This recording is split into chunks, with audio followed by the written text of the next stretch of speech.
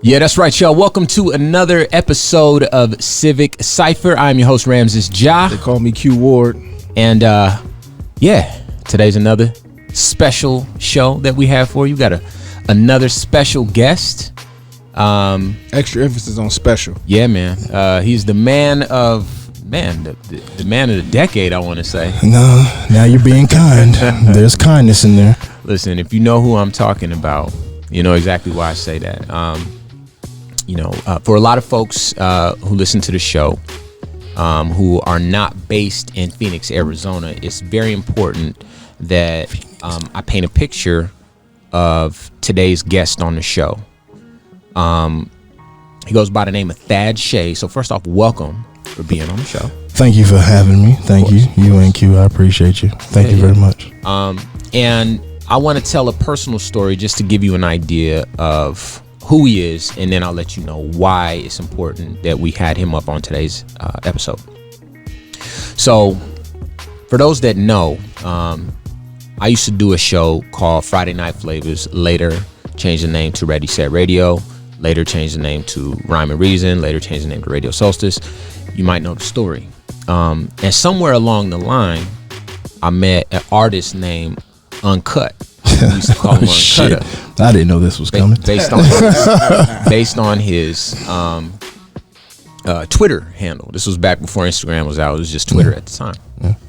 And he had a song that I loved. I'll sing the praise of this song as long as I'm able to. Yeah, I didn't know. This time I want it all record. Oh yeah. Often as I could. It's a John Legend sample. Yeah. I remember. Mm-hmm.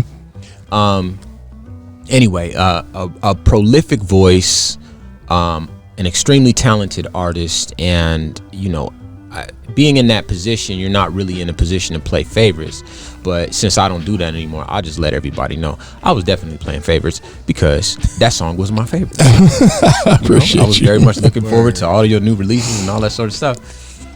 I did not know that, man. Yeah, man, absolutely. So I'm glad I got to tell you. Wendy's number 3 on me. I appreciate you. Hey, man, it's all worth it. But things change, as they do. And, we're all looking for, progression, evolution, the next step in our careers. And, Thadd Shade went from uncut to Thaddeus Shade. This was when, by now, Instagram had come out, all these sorts of things. And he had, because of his ability to network, to inspire people, to get people to like him, just a very likable person, a large, huge personality, extremely funny, just the sort of person everybody wants to be around, and, be close to, party with. Facts. That energy all the way through and through. He ended up finding himself around a lot of promoters and doing a lot of promoting. Mm-hmm. And I love to see this evolution. I watched it, a lot of it from afar, but, of course I monitored it over the years. And his humor, he was one of the few people early on who was able to translate his personality and his humor through his social media. As a result of that, he was able to build a huge organic following on social media across various platforms, which further established him as, in my opinion, based on what I know, I would say the premier promoter in Arizona in terms of your capacity to get the word out to many thousands of people. Thank you. And I don't think that that's really something that anybody could really argue, because I'm talking about numbers. Yeah. With that said, today's episode, we're going to talk about the discrimination that a lot of times black folks find in nightlife, in entertainment, in various cities, not just in Phoenix. All of us have moved around quite a bit. Yeah. But I happen to know that, Q has spent a lot of time and a significant part of his DJ career in Arizona, in Phoenix, and on the West Coast DJing.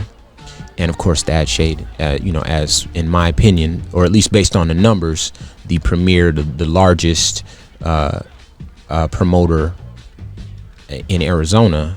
It felt like having these two voices at this table to have this conversation was appropriate. So once again, welcome to both of you. Nice. Back to the show. Yes. Q obviously, I got plans for Q, but today we're gonna make it about you, Mr. Shade. Well, thank you. Yeah. So, I told a little bit of the story. Is there anything that I missed in terms of, you getting into the game, the promotion game, and getting really established in Old Town Scottsdale, which has a history of really not letting black folks, take root out there? Well, first of all, man, thank you for the kind words again. I don't do a lot of shows, you know what I'm saying? I've gotten asked, and I don't, for one reason or another, I dip and dodge or whatever the case may be. But I did really want to come because listen, I was sleepy, man. I was sleepy. Let me just say that I was sleepy. I was talking to Davion on the phone, and I was like, man, Ramses is my guy. But I'm looking through my live book. You know what I'm saying? Here, can I say that? My bad. We can fix that. Oh, my bad. Oh, you didn't tell. I'm looking through my lies. I'm like, my black lies. How about that? Oh, man. Black lives matter. Yeah, right. Black lives matter. And but now I was like, man, it's Ramses. I'm gonna get it together to go. So I don't get a chance to hear people actually kind of it's gonna sound bad, I guess, kind of acknowledge I consider myself a billboard. You know what I'm saying? So Fresh may be doing something, you may be doing something. If you send it to me, I feel like I'm a billboard. Like, people will get a chance to really see it. As far as like, what was your question again, man?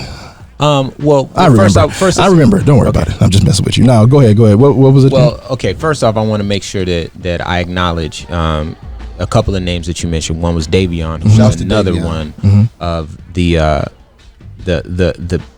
the bigger promoters in this town. And then Freshmaker, although I don't consider him a promoter, he's certainly a champion of the black agenda. Definitely.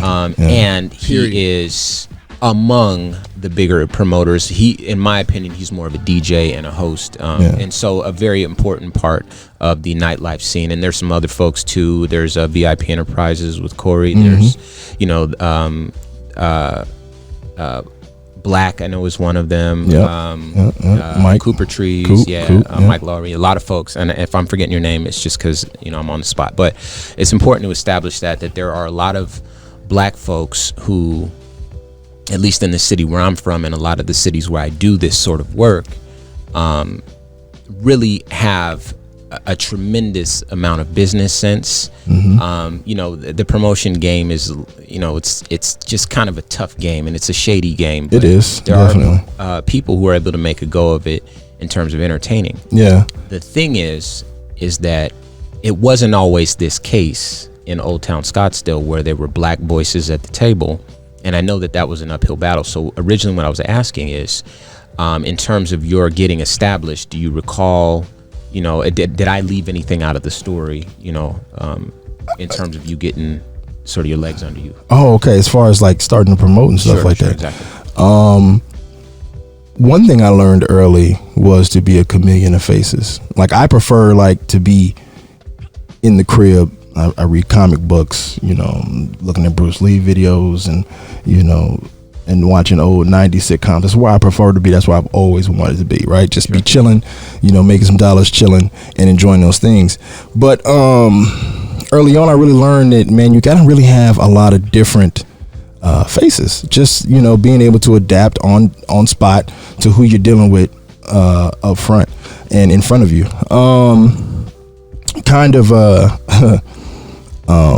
Picking that up from, I'm from Kansas City, Missouri. So picking that up streetwise was something I always, something I just kind of gravitated to. My brother was a hustler, and that linked down to me. So everything I did was just learning how to sell you whatever you needed, right? So then I fast forward all that. So I going through all the old man stuff. I will fast forward all that to music. So when I was doing music, being able to take that Sharpie and then take a blank disc, handwrite my name on there. I got handwriting. I got doctor's handwriting. So my trash. Being able to write my name on there and then go down to the local gas station, the gas station down there where ain't nothing but brothers. I can't, because you told me you don't figure out once. Ain't nothing but brothers. You got box Chevys and Monties and everybody a D-boy. They got, this is real street stuff, right? Being able, I'm sorry. It's gonna make it easier. Yeah, street stuff. So being able to sell somebody some scribble was something I was heavily impressed with myself. You understand what I'm saying? Like, I got music on there, but I ain't got no decorations on here. I ain't got no pictures. I ain't got no artwork on here. Ain't no farm animals, nothing on here. I'm just gonna write my name on here.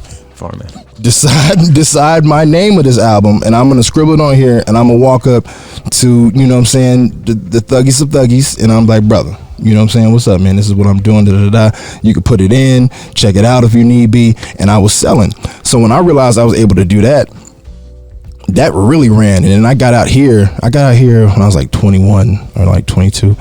And what year was it? Ooh, it was 2000. Oh, bro, I'm old, bro. That's okay. It was take the people back with you. 2004, maybe. Okay. Approximately. Okay. 5. Oh yeah, you know what? Like 2004, 5. I'll take that. And I just brought that with me. So when I got out here, now listen, I had never.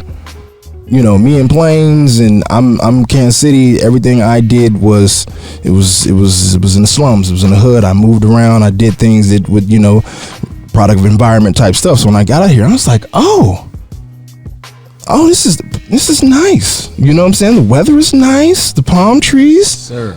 The women is nice. The women's is nice, and the roads is paved. You know what I'm saying? It ain't potholes, and so I really enjoyed the first time I came out here, but I didn't stay. I would go back and I'd go forth because I was just having a hard time leaving your fam, you know what I'm saying? When I got out here, I made that decision. I know this is long-winded. Stick with me, folks. I got out here and it was like 75, and it was around Christmas time, and I was sold. Because I don't know if you know. I'm from Detroit, Michigan. Yes. If I told my story, y'all would think I was copying him. Y'all would think I was just like I read his script and just reset it. It's almost identical. Yeah, man. Except it wasn't Christmas, it was February, but it was 75 degrees, and everything he just said is what I said. All that nice, every category of nice he just said, me too. Yeah, 1000%, man. Not having to shovel snow and and ice storms and branches breaking and all types of stuff, man. I just was sold, man. And plus I was doing some wild back home. My mom's was out here, my uncle's out here, right?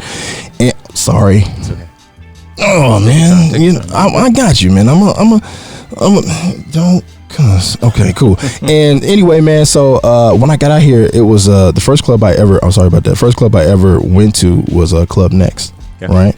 And I had to do that through New Times at the time. I was opening up New Times, like, see what hip hop clubs I had, because I didn't know how to, figure out, to reach anybody. I knew that I knew how to sell some stuff, and I could hustle my way in there. But I was like 330 at the time, and I was wearing like 5X tees and like 50 waist jeans. I was clothes is baggy, so I was baggy, and I didn't know that, I was coming to Scottsdale, and it was real white, and that wasn't the thing, brother. You know what I'm saying? We can't have you come in here like that. You know what I'm saying? Look, I got like $50 on me. I can't have you take that from me. That's really what, the energy that I felt, right? So I managed to get past folks by talking, you know what I'm saying? And being able to, once again, adapt to how they were talking to me. You know what I'm saying? I had to bring their guard down. That's the one thing black folks is, believe it or not, we're really good at dearming people. You know what I'm saying? Like just bringing, whenever you need to, like you when you're in front of somebody who's not black and you can tell that they're uncomfortable, we have a way of, like, come on, it's all right. All right, you know what I'm saying? Almost like being hugged by Beyonce on a sunny Sunday afternoon. She, you know what I'm saying, just got done giving you a glass of lemonade. She gave you a big hug. You know what I'm saying? We able to make you feel good. You know what I'm saying? And so once I did that, man, I got in with the manager there and the GM there. He would let me come in there, and man, I sell CDs in there inside the club in Old Town. I got a chance to talk to people, meet people. That's how I linked up with Swiss Beats. I mean, everything that has happened to me out here was from that moment, and being in Old Town to watch. Now for doing music, shifting that into promotion, those go hand in hand, believe it or not. Because if you're an independent artist, you got to be a better marketer than the labels. You know what I'm saying? Yeah. You have to know how to market yourself better than the labels. You got to be able to talk better than what a label manager can talk. You got to be able to spit the game, right? I think that's very important, especially when you consider the climate of 2005 Scottsdale, Arizona, and I'll even fast forward a bit. I'm sorry about that, by the way. I was a little winded right there. Oh, no, Oh, you're okay, good. That's what I wanted to hear. Yeah. So how about this? When there was a time a little more than 10 years ago, we'll call it 08 through maybe 2012-ish. And it wasn't just Scottsdale, Arizona. It wasn't just Phoenix. It was Vegas. I would DJ in Vegas. It was LA, a lot of the clubs in LA. And there was a lot of cities that really caught on to this wave of EDM music. And I'm going to say this real quick just because a lot of folks might know it. EDM music comes from house music. Yep. House music comes from black people in Chicago. If you do your research, you understand that. So that's still black music. You'd be hard pressed in this country and most of the countries on earth. Most of the songs. I think Detroit got a little bit in there too, right? Yeah. Detroit got a little bit in there too. But you know, in the development. But so y'all know what I'm saying. In any event, I recall at that time in at least Scottsdale and Vegas, because I had a residency at Planet Hollywood in 2010, so I was there on the Strip every Sunday night. That hip-hop music, if you played hip-hop music, people were worried that it would bring the wrong crowd. And you have these cryptic words and phrases. The wrong crowd. And then here in Phoenix, there's a group, at the time it was called EEG, Evening Entertainment Group. It's owned by a couple named Les and Diane, who are known racists. So you gonna put me? Okay, all right. Go ahead. Now keep going. You're right, because I'm just telling you what I know to be true of my experience. No. Me and you on the same page. Okay. I got to go back to work in Scottsdale, so go ahead. I don't have that problem. So let me tell it. Okay. But these people would, and they've had many nightclubs over the years. And this, I'm picking on them, but this sentiment is prevalent, not just in Old Town, but I experienced in even more global cities. Like I said, Vegas was really where I spent a lot of that EDM, where EDM was sort of peaking musically in this country. All right. And during that time, I recall myself having to wait in line. I'd be invited places by, whoever is, the GM of the club, but the security is so trained to keep anyone with brown skin at the door. Facts. And to discriminate. They're taught to discriminate. I remember hearing the phrase non-swimmers. I remember hearing someone, this was, I think it was Les himself had gone up to a friend of mine in radio, Jay Filla, and mentioned to him, like, wow, it's a dark night in here, isn't it? Referring to that there was too many black people. And I've heard that. Yep. There's a ratio established at the door. So in a lot of cities around the country, there has been established this idea that if you wear tennis shoes, Jordans. or Jordan, but tennis shoes. Tennis You know, shoes. almost very specifically Jordan. Yeah. But here's what I'm going to say.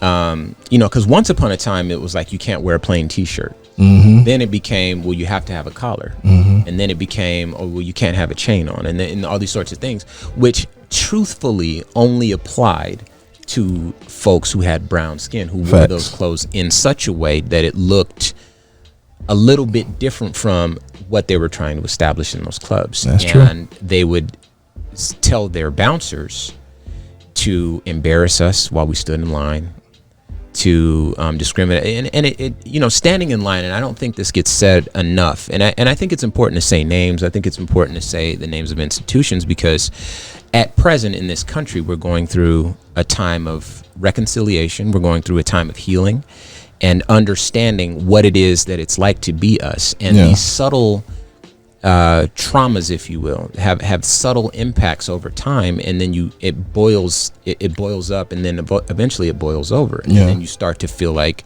well, the world hates me, you know. And I don't think that is a healthy thing to do. And so while we have this platform, it's very important for us to talk about it. But I will say this, in my own experience, I've been made to stand out in front of the clubs. Now, I'm the person who's from the radio, prime time, I'm on TV, and yet these security guards, these bouncers, are making me stand out. And then someone has to come down. I have to text somebody standing there looking stupid after I already stood in a line, and then wait my turn for someone to come and rescue me from my own blackness. Shit's crazy. And say, oh, he's one of the good ones. And you have to understand how humiliating that is. And I think it's important that all of us kind of have these sorts of conversations, so that we know that it's not just happening to me. And if you're listening to my voice right now, that you recognize that this is not happening just to you. Or if you're an ally to black folks or brown folks, because I do recognize that our brown brothers and sisters endure these sorts of things as well, that you understand how to be a better ally to folks who might endure these sorts of things, you know. And then we all, again, I say this a lot, but we all take a step forward as brothers and sisters. So in these clubs where, you know, they're playing black music, I don't care how how much you want to whitewash it. Obviously nowadays in the 2020 era, I can't say 2020 because no clubs have been open in 2020, but you know, the past few years, and I would imagine in the coming years, hip hop has, you know, regained its center stage status musically and in terms of nightlife. And it's interesting to know that a club will, and I want you to speak to this, Q, a club will hire a black DJ to give some authenticity to their hip hop night on Saturday. And my understanding is where you were DJing was the biggest club in Arizona, or at least the most expensive. And not let black folks in, or at the very least give them a hard time when it came to coming in. Does this reflect your experience? So very, very interesting. My perspective, similar to Thadd, and maybe similar to yours as well, is I wasn't introduced to this city or to this space as a DJ.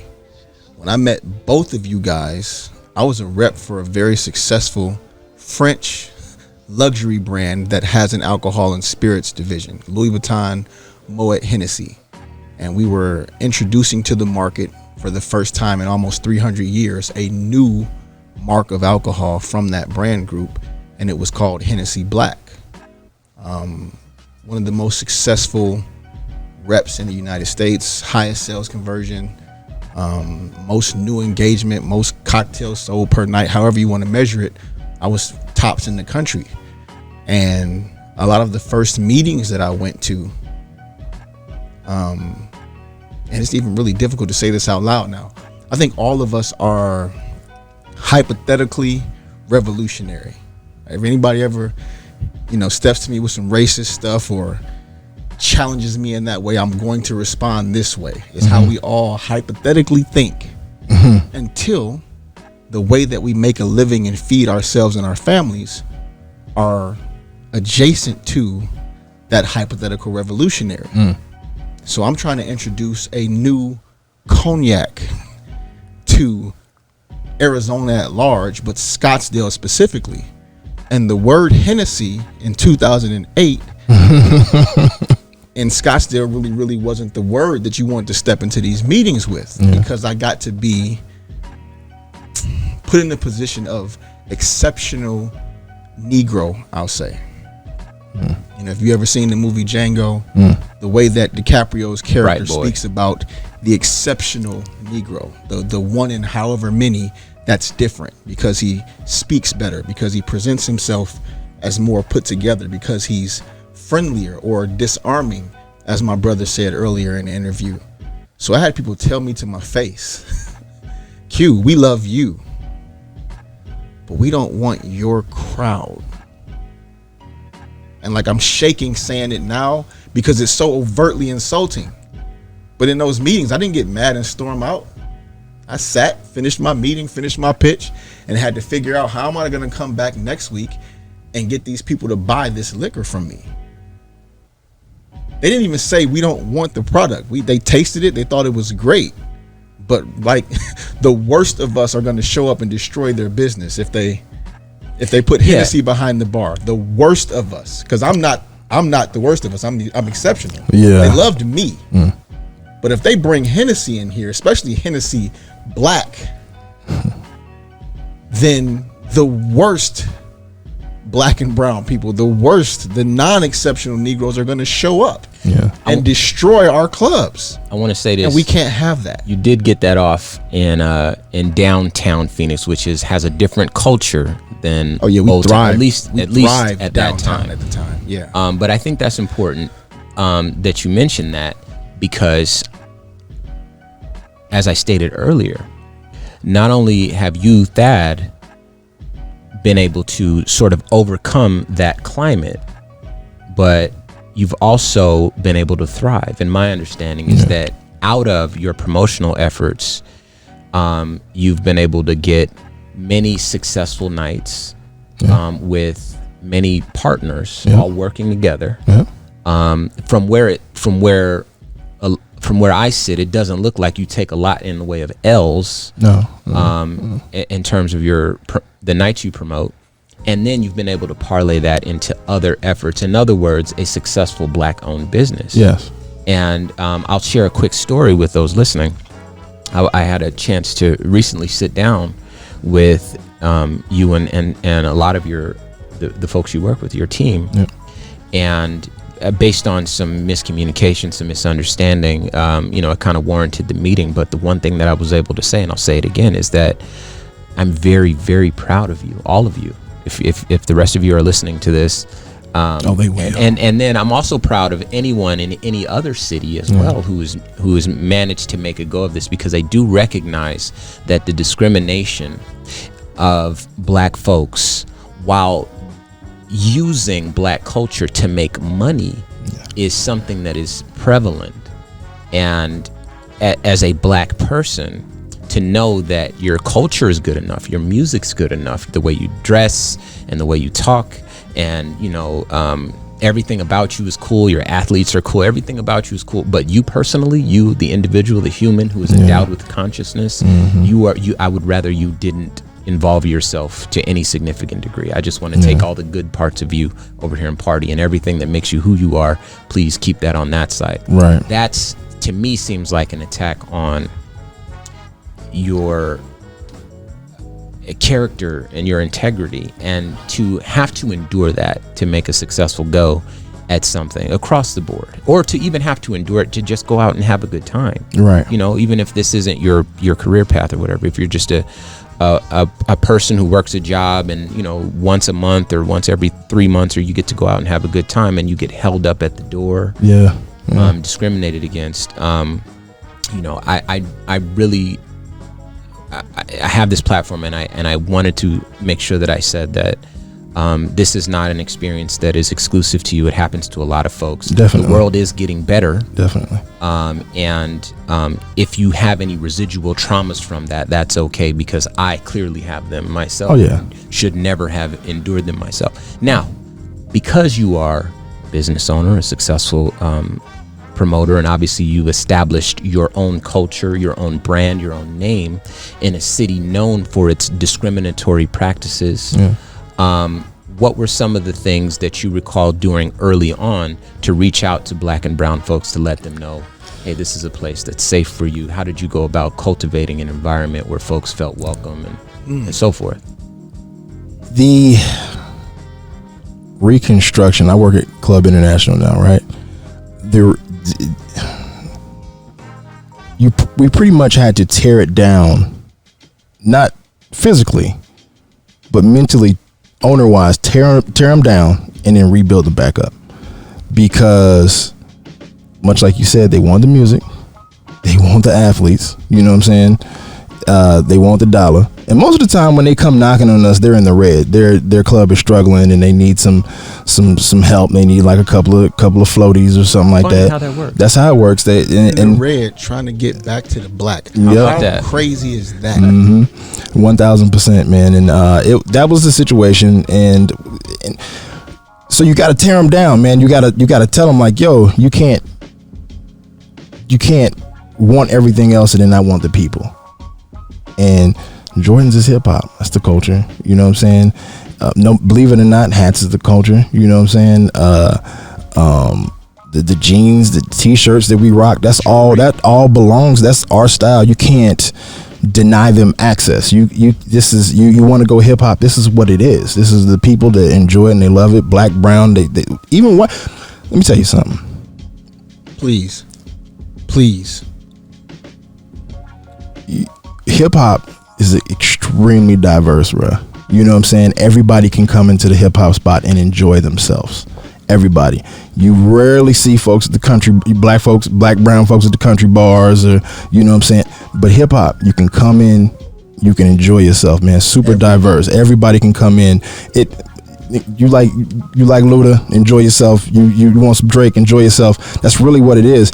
But it was a wild start because they really didn't want Jordans. Like they didn't want the hats. You got to put them in the button up, you know what I'm saying? And not saying that we can't get all dressed up and, you know, in the Sunday's best and come shine, but a lot of the culture, man, we like to put stuff together. We got to coordinate. We like to put stuff, man, but then look, yeah, that's going to be fly. You know what I'm saying? And that was a real challenge inside the building. And I mean, it was a tug of war. It wasn't like, you know, overnight. This was inch by inch by inch. They finally gave a little here. We had to give a little bit. Then we got a little bit here. We got to give a lot more. And then they gave a little bit. And slowly, surely, now you can come in, you know what I'm saying? You can be yourself. Right. And that's crazy when you think about it because it's a hip hop club. You know what I'm saying? And, you know, I mean, starting the International, we was dealing with police. The police didn't want us there. They didn't want us there at all. It was pure harassment. You can go with fire marshals constantly coming in. I mean, you name it. If it wasn't for us being in the corner where we're at, we're in the heart of Old Town. Like, we're in the heart of Old Town, but we on our we got our space down there. You know what I'm saying? But if we was inside, you know what I'm talking about, where you got Mayan, you got Hi-Fi and all them spots like that. Exactly what you're talking about. That wouldn't exist. We wouldn't exist there. They can't have that. You know what I'm saying? They can't have that. This is the thing that I think they fear most, which is wild. Our club, we don't have fights like that. We don't have shootings. You know what I'm saying? This is wild. A lot of these other bars, these country bars, and I would say predominantly white bars, these have way more fights than us. Yeah, I was gonna say way more fights. And there's this big fear is that they can't. So when I'm in this and we're talking about it, you learn that white security really feels like they can't handle us. You know what I'm saying? And there's some truth in that. We don't f around. You know what I'm saying? You put a little Hennessy in it. My Lanta. Keep going. Proceed, please. You put a little Hennessy in us, we're not gonna be easy. You know what I'm saying? You a couple of white folks, they might get some beers in them, and you can just push them on out. You know what I'm saying? But we really not looking to do that. There's too many women in the spot. You know what I'm saying? And I've for years after years after years after years, just a stereotype about international. This is a stereotype about any black club, is that there's just all these fights, and this is this constant shooting, these constant this aggressive environment, and that's really not the case. You know what I'm saying? I'm not saying that stuff don't happen. I'm not saying we perfect. Ain't no spot perfect, but that's really not the case. And I could just remember, like, there'd be moments where you would look up, and there's been times we've had an artist. We could pick any artist. We had a group of artists, right? And all of a sudden, fire marshals is there. They just sitting, chilling.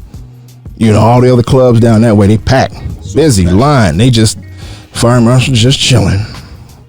You know, just chilling. What y'all doing? Everything good? It looks nice in here.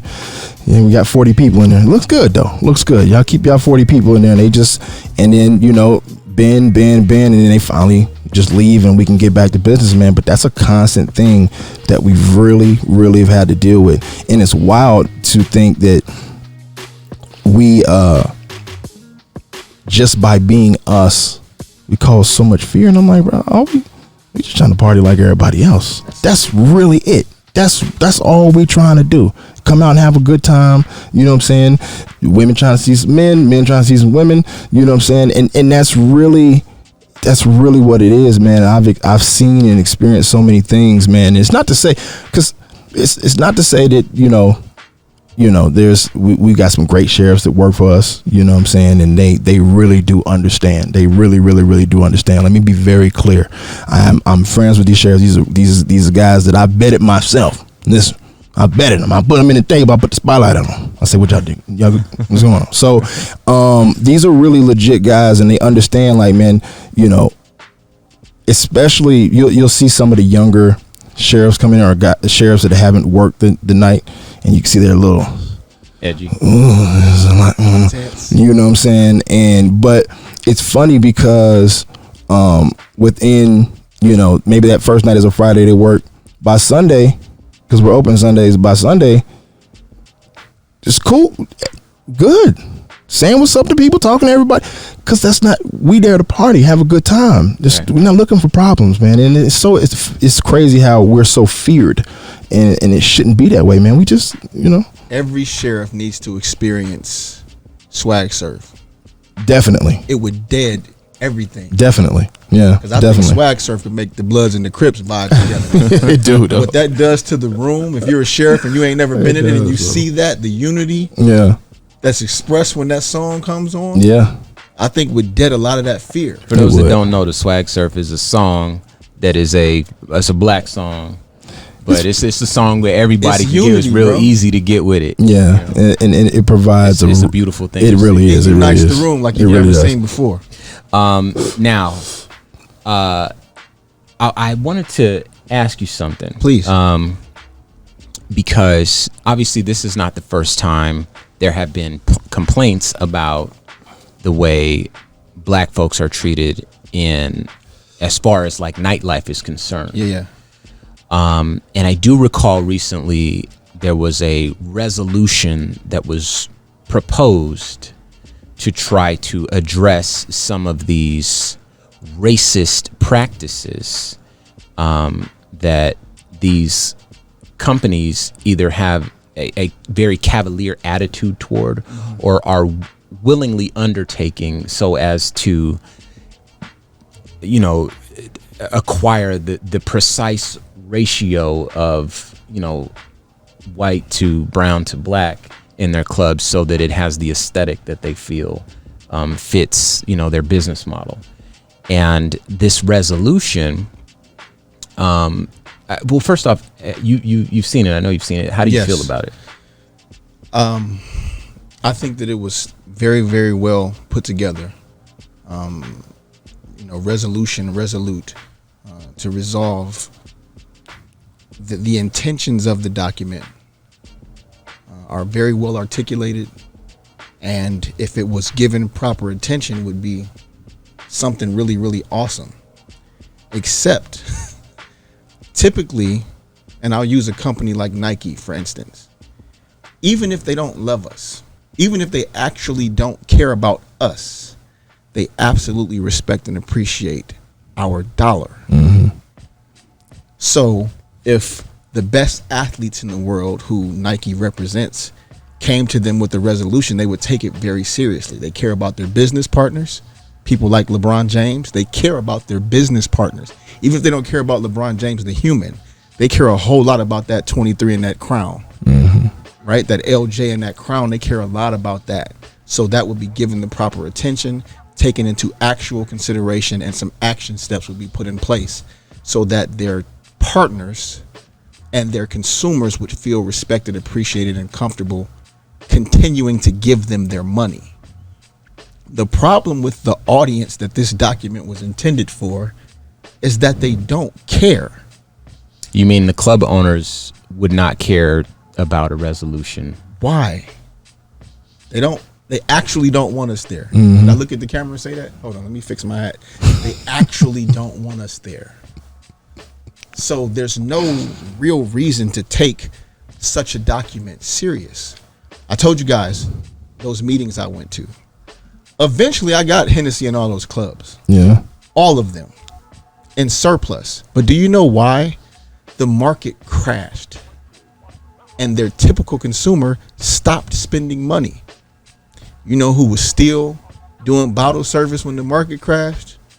Yeah, I got that swag. We were in there. So because our people were the only people really spending money, when people whose wealth and well-being was tied to the market, see, ours wasn't. Yeah. But when people whose security, sense of self, sense of well-being was tied to the market and it crashed, those people got scared. They started liquidating assets, selling golf clubs, etc. We were still going to the club because we just worked all week. We can't wait to go out this weekend. We actually just worked all week so we could go out this weekend. Right. Yeah. So please give me 2 tables. Y'all, ain't nobody in there? Give me that 4 and 5. Give me that whole section over there. So then they call like, hey, Q, about that Hennessy Black, right? Can we do a couple cases of that this weekend, see how it goes? And that got us back in the door. But as soon as they were able to float without us, the same practices that always existed, like really, really random, strange, unrealistic dress codes, came right back into play. Okay. So let me jump in right here. Well, first off, if you're just tuning in, you're tuned in to Civic Cipher. I'm your host, Ramses Ja. They call me Q Ward, and that just so happens to be my actual name. Special guest today, Thadd Shade, promoter extraordinaire. Hello. How you doing? Nightlife Brand Titan. architect. Yeah, thank you, man. All the above. Producer. Oh man. And an absolute, genuinely good person, which means more than all that other stuff that I just said. Onlyfans.com Chocolate Warrior, man. / Chocolate Warrior. Get it on. Here you go. I'm just playing. So listen up. You made an excellent point. And I think that at some point, and I'm not just saying this because of who I am, and I guess I'll just say it. I won't say any names though. But for folks that know me personally, you may know that I actually own a couple of nightclubs myself. I can't promote them for obvious reasons, but if you want to, do a little research, it's not hard to find out for yourself. In any event, I think it's at some point in the future, we do need to have a conversation about supporting Black-owned businesses. Now, to be fair, there haven't always been Black-owned clubs. And up until, I think, me, and I think the Worthies who came after me, there was no Black ownership, but there was the next best thing, which was effectively what you were doing with Fresh and Davion and everyone else. And then taking those dollars and then investing them in barbershops and hair salons and so forth. I was so proud of you for doing that. Oh, thank you. So I will always be proud of you. That's amazing to me. Appreciate that. I think that at some point we really need to have a conversation. If UQ are able to say that we were that excited to go as a people, that excited to go and spend our dollars and cents with people who were openly racist, like out loud with it, and I've just never heard the insult non-swimmers. Yeah, it's tough, man. How in the world? And this is the people that owned Axis and Radius. I think that's Les and Diane, but they're not the only ones. No, not the only ones at all. But in any event, it pains me to know that we were that excited to go back and spend our money to buy bottles from these places that hated us, changed their minds when it was fiscally convenient for them, and then as soon as they could get back to the base that they wanted, all of a sudden Hennessy Black is too black again, and we are relegated, as you said, to the corner. Where we can throw our little parties and still get harassed by fire marshals and the sheriffs that don't know you and haven't been vetted by you. And I think that at some point we all need to have a real conversation about what it is that we want. Do we want to be accepted by them, or who hate us, or do we want to be accepted by us? And I think that no matter who you are, you have to love yourself first. You have to come to terms with who you are in the world. And determine and decide your own value if you expect anyone else to keep that energy around, or to have that energy around you. So I think that bears saying, at least in this conversation, not to take anything away from anybody who's doing anything. And I certainly, I've been doing this for a very long time. I far be it for me to promote my own interests, but it just is something that needs to be said. It's long overdue. Perhaps this is the first time, at least for me, that something like this has been able to be said out loud. These sorts of things were happening in the 90s. From what I recall, I didn't have anyone who went to party in the 80s, so I didn't know if the practices were as discriminatory way back then, or if the nature of I bet it was. You see what I'm saying? Of course they were. But before I was old enough to go to a nightclub, there was discriminatory practices, and here we are, a solid 30 years into the future. And my understanding is that, with one notable exception, Old Town is still very much what it's meant to be. And then all the other old towns, quote unquote, in all the other cities in this country largely behave the same way. That's from Miami up to Seattle, and all the way, well, Seattle's kind of cool, but all the way down to LA, Vegas, of course. New York has, there's parts of New York where they will definitely hold your color or the language you speak against you. So, again, that's something that really I wanted to make sure that I was able to say. Now, question for both of you. Well, first off, Mr. Shade. Yes, sir. That Shade. Yes, sir. You spend any time ever in church? Ever been to a church in your life? Yeah, man. Okay. All right. Yes or no? All right. Yep. I want to ask both of y'all, what do you think is more segregated? It's just because they go together. Saturday night, you at a club. Where you go Sunday morning? Well, a lot of people go Sunday morning. Sometimes they wear the same clothes. Yeah. Go to church. And my father was a minister. His father was a minister. I grew up around church folks. One of the things that I noticed when I was, little, all the way growing up, I used to be a Royal Ranger. I went to Valley Cathedral, which was a predominantly white church. And I couldn't for the life of me figure out why the preacher, although he was a Pentecostal preacher, was a white man, and therefore lots of white folks went there. I was one of the only black folks that went to that church. There's probably over 1,000 people. And then, of course, black churches, very segregated. But the same thing is true, I think artificially so, with nightlife. But if both of y'all have been in churches, what do you think is more segregated, nightlife or church? Church. Yeah. And it's not even close. It's not even close. Yeah. So, I feel like, but I think they do run. I think that just me being able to say that suggests that the problem is, of course, a lot larger than, they're holding us up in the lines at the clubs, and they're not giving us, the dignity that we deserve. I mean, there's been. I just want to say this, man. There's been moments, man. I've established myself, doing this. And I've went to some of the other spots, and I've been turned away for not being old enough. Look at my IDs. Oh, you're not old enough to get in. And I'm like, man, look, bro. But but I avoid all that. I don't even deal with them spots. Like that was like my last straw. That was some years ago, and it was at Hi-Fi. You know what I'm saying? And dude told me I wasn't old enough to get in. And I've in my time, I've scared some doormen because because you can only sometimes you're just not for it. You know what I'm saying? You're not for the bull. So you're not for the stuff. You know what I'm saying? Say that. I feel so bad, bro.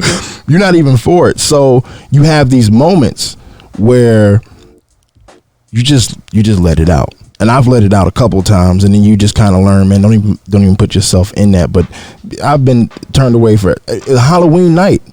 Oh, you got on Jordan. It's Halloween. I've seen people come in here butt naked. It's Halloween. Almost you got literally. I'm for real. I'm not this barefoot with panties on. Right, and guys wearing weird G-string crap, whatever. But you got on Jordans. You can't. My boy G Craig was with me. You can't get in. You got on Jordans. It's Halloween, bro. This is like the one night that I feel like I can dress like me, and y'all not supposed to be tripping. You know what I'm saying? Like they said, what you going out is? Somebody dressed that enjoys hip hop. That's what I'm going out as. Can I get in? You know what I'm saying? Like, but no, I've been. It's insane, man. That area and why we like to be in there, but that goes to you could talk to it. That's a bigger issue behind that, man. It's something about getting money and then moving to an area like that. Yeah, we've always wanted to be in areas where we not really wanted to be. The science behind it isn't complicated. Yeah, right. The same way that I'm placed in that position of exceptional, that's why we want to go party there. Mm-hmm. Right. If I can get in there, yep. I'm doing for most of us. I heard somebody doing an interview with it was Jay-Z or some very, very astronomically successful rapper. And they were asking them how they're able to still have a fan base when the content of their music has moved into such an exceptional space. And it's because they become our avatar. Right? For 3 hours on Saturday, I can be Diddy. Yep. I can get a table. I can get bottles. There's lights. There's sparklers. The music is crazy. There's girls around. I've been working at the post office for 3 years, every day. But at International on Saturday, it's my birthday. I hit that shade in his DMs. He said he gonna look out for me. He gonna give me the buy one get one on the bottles. He gonna give me an extra bottle because it's my birthday. And he my put man. Me on the flyer. He gonna put my picture on Diddy for that night. Yeah. The reason why we trying so hard to get there is because they said we can't. Yeah. They keep telling us we can't. Oh, we're gonna get in. Mm-hmm. We're gonna kick it. We have the audacity that we're gonna go where they very, very flagrantly don't want us. Mm-hmm. Right? You talk about downtown. When I had Hennessy, I had downtown cracking. Yep. There shouldn't have been a soul in Scottsdale. Because downtown embraced me. Amari Stoudemire, Bobby Wade, everybody at PHX, everybody at Stoudemire's. Mm-hmm. They made me feel like family. And not only did they embrace me, they made a lot of money selling my product. I know. I saw the numbers. We fought to get into these spaces that told us they didn't want us. But it's that feeling of it. We want to feel special. That feeling of exceptionalism and wanting to be in the space where, for lack of better, everybody else can't go. That's true. We like to stunt. If Instagram would have been around back then, my God, geez. bro. Because I had the corporate card. I didn't even have to have no actual money. And I'm coming in, I got 25 girls with me. Yeah. And we skipped the line. And then afterwards, I'm going to sit and talk to specifically y'all two outside in the street for 2 hours. Yep. And just talk about how good of a time we had. That's literally how I became close with these guys. Because they treated me like family right when we met.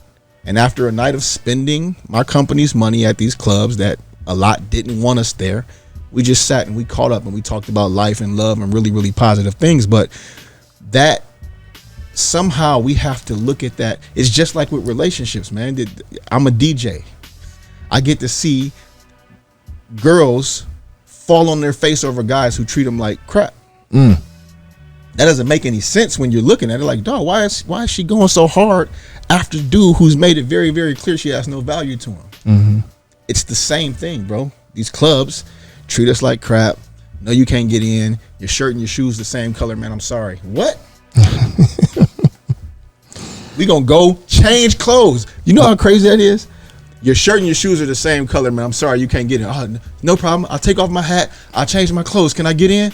I'll buy a table. Can I get like? Yes. We don't have enough time to have the larger conversation that needs to be had. But you know, brothers like y'all specifically who have taken this industry and literally taken it and made it your own. We have to find a way to be able to turn that attention and those dollars that we generate into something for ourselves, because we are, by our music, by our culture, and by our presence, creating life-changing generational wealth for people who'd rather not have us in their space. Yeah. Hip-hop. That's crazy. Hip-hop will never, like, hip-hop influences so much. It just influences so much. And I know it's got to be frustrating to other genres, to how we just dominate. We control fashion, you know what I'm saying, attitude, you know, TikTok, you know. I mean, we just, I mean, hip hop is for, you know, it's a black thing, but man, I tell you something, man, the hip hop community is everybody, and we really we own that. Listen, last thing I'm gonna say is, my bad, I know you gotta get one. Yeah, put that time down. Now, this is my moment. I was outside at the time. It was PCL. I can't say it now. I can't say a name. Ain't that something? Because you know the name of it, but now I'm acting like I can't say the name, right? And I've been and the building's still there. Yeah, yep. And they had Amari Stoudemire waiting outside, and I mean he was regular like me, and it was in his heyday. This is Nash, this is Raja Bell, this is Amari Stoudemire, this is D'Antoni system, this is heyday. Western Conference stuck outside with me. How you doing, bro? You good? Yeah, I'm gonna go get this $2 bag of chips, bro, because when I get back, you still gonna be outside with me. You want something? Yeah, you good? No, you good? All right. Had him waiting outside, man. Same thing. Well, I think that if and just so you know, the voice you just heard is that of Thadd Shade, Thaddeus Shade. Thanks, man. Uncut, aka Uncut, if you go back some years. And at least for me, I think that if we're going to have some sort of resolution moving forward, it starts with the understanding of the optics of these dynamics here. Understanding that some of these places absolutely would rather us not be there. And if they have to bite the bullet because they need our dollars and they're not really fans of, you know, celebrating our culture with us, but rather, you know, taking parts of the culture that they can make money from and leaving us, the people, on the curb, quite literally, then I think that we really need to take a strong look and reevaluate our position and our priorities as a people. I will say it, you know, to anybody listening, support black businesses. That goes not just for black folks, but that also goes for allies of black folks that understand that even though you might be able to get into these nightclubs, your friends, you know, may not be able to get into those clubs, and therefore you should make some very informed decisions in terms of how you spend your money. And with that said, we're probably going to have to wrap it up here. So for more information, you be sure to check out civiccipher.com. You can go there and submit questions, suggest topics. If you want to donate to the show, of course, we do the show for you. Your donations are always appreciated. You can donate once again at civiccipher.com. All our social media is at Civic Cipher. You can follow Q Ward. I am Q Ward. You can follow Thadd Shade at Thaddeus.Shade. And you can follow me at Ramses Ja. Until next week, y'all take care of yourselves. Peace. Peace.